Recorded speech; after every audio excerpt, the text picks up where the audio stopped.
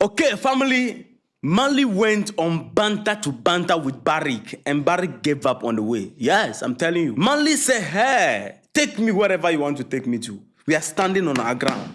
It's either you bow or there's no deal. Yeah. Look, let me clap for Mali. Let me clap first before we get into the detail. Let's clap for Mali. Sure.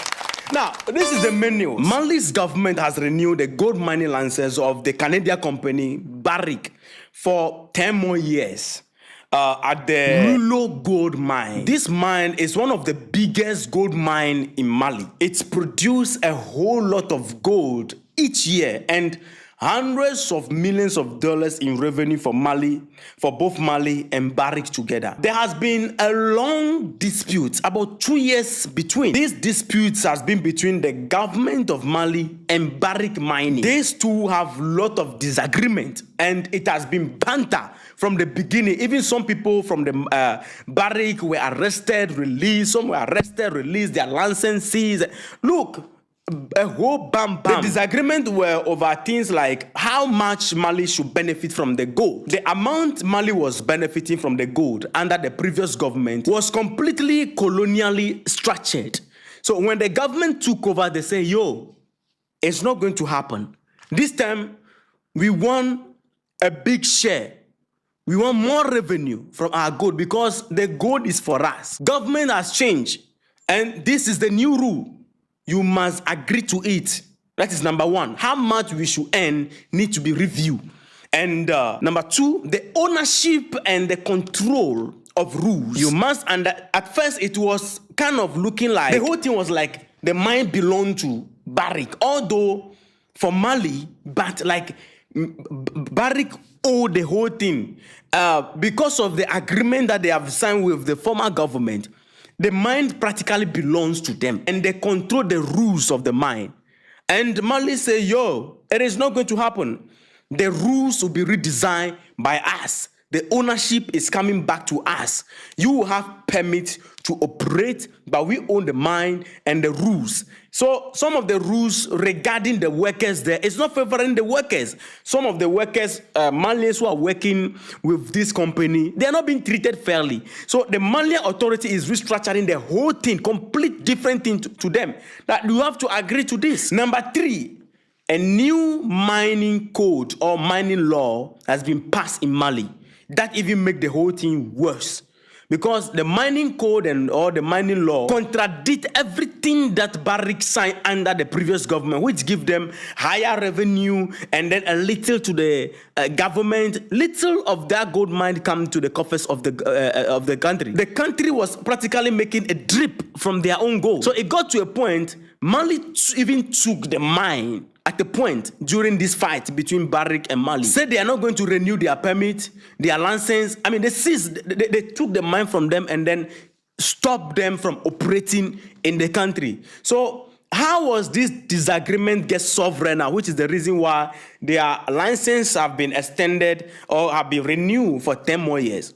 Both sides has finally agreed to end the dispute. How? During the fight, Barrick was ready to take the fight anywhere. So to the level where they were going to a World Bank dispute tribunal to handle the case there. For Mali made it clear to them that, yo, we don't have a problem with you. Wherever you want to take us to, we are ready to represent there. The gold mine and the gold belongs to us in our country. We make the rules. We will not bow down to any pressure from any international community, World Bank, or whatever institution out there. We make the rules here. You agree or you don't operate here, period. So the government, the military government was, have their foot on the ground solidly. And when Barrick was, handling it and realized that, hey, look like this one, it not be soft cake, a bone the cake inside. Barrick have agreed that, look, they are dropping all the legal claims they have against, Mali, and they are no longer going to a World Bank dispute tribunal. In return, Mali also dropped all charges against them, returning the control of the mine to the company. Barrick and Mali, they have set their differences aside and signed a new agreement. And this agreement is according to the rules and the regulation of Mali. Mali was able to bend them to the rules to agree, because Mali made it clear that we will go anywhere, take us anywhere, we will go. But the rules there is the rule. We make the rule. You bow or nothing, and a new agreement has been signed. So what happened now? Barrick can now operate the gold mine for 10 more years, and they are operating under new mining code, which is designed by the government of the day. They did a new study, and that study shows that there is enough gold to keep mining in that mine for many years. When you look at the all around the open pits, they can be mining gold there. Enough gold is available to be mined for the next 6 years around the open pit. Plus the underground, there's gold underground that can be mined for the next 16 years. So the mine is a very huge mine, and there is a lot of gold there. And this mine we are talking about is expected to keep producing a lot of gold each year. Why did Mali go banter with this particular gold mine? Mali was not joking with this particular gold mine. Gold mining in general is very important for Mali's economy. Meaning that tomorrow they can just wake up and then seize their permit too.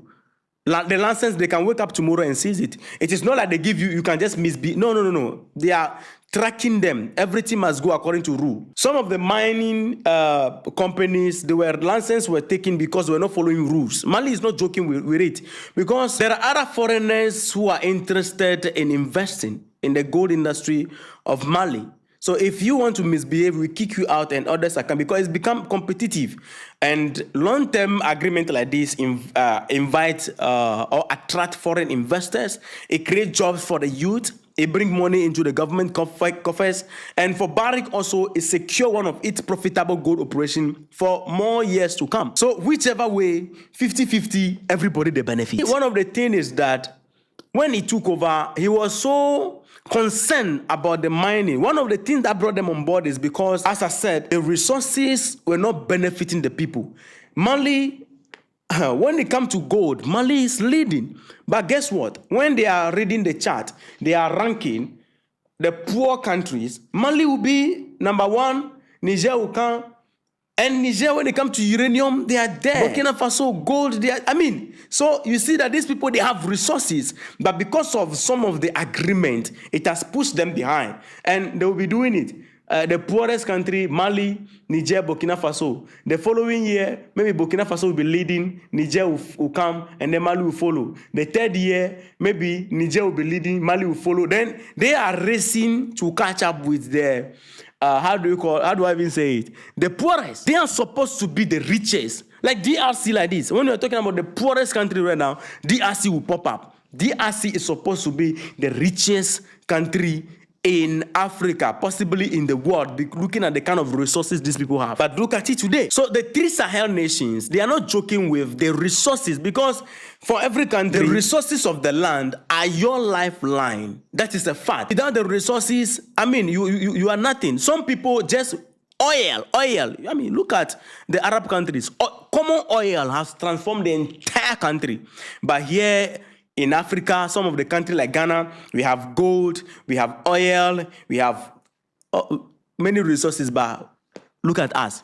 When you go to Mali, they have gold in abundance, but they are ranking the poorest. When you go to Niger, uranium, which is now become the major competition, the key to power in this world, where all global powers are fighting over, is in abundance over there.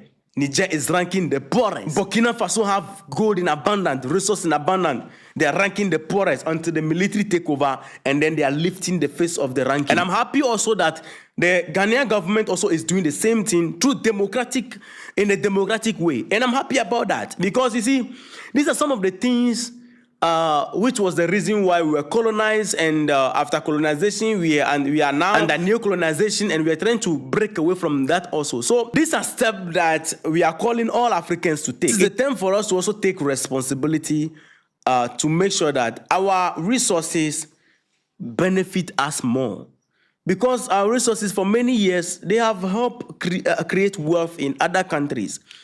Other countries come to Africa and they benefit a lot from our resources, and we ourselves on the continent, we are getting nothing in return. Now, today that the African Union has suspended Mali, look at the step Mali is taking. Look at the step Burkina Faso is taking.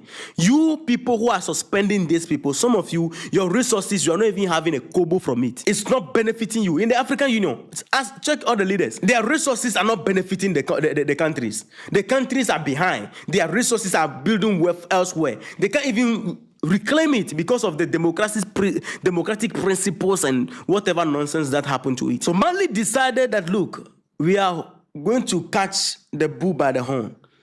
And I know many of you watch the videos where, I publish most of this banter happening between Mali and Barrick. The reason why they actually give up was that gold man has been giving them a lot of money.